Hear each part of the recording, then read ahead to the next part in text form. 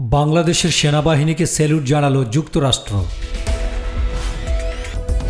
রক্তক্ষয়ী ছাত্র আন্দোলনে শেখ হাসিনার পদত্যাগের ঘটনায় বাংলাদেশের সেনাবাহিনীর ভূমিকাকে স্যালুট জানিয়েছে যুক্তরাষ্ট্র। স্থানীয় সময় ৫ আগস্ট মার্কিন পররাষ্ট্র মন্ত্রণালয়ের নিয়মিত ব্রিফিংয়ে একথা বলেন পররাষ্ট্র মন্ত্রণালয়ের মুখপাত্র ম্যাথিউ মিলার।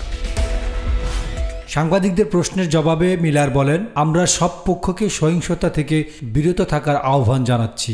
গত কয়েক সপ্তাহে অনেক প্রাণ ঝরেছে। আমরা সামনের দিনগুলোতে শান্তি ও সংযমের আহ্বান জানাচ্ছি।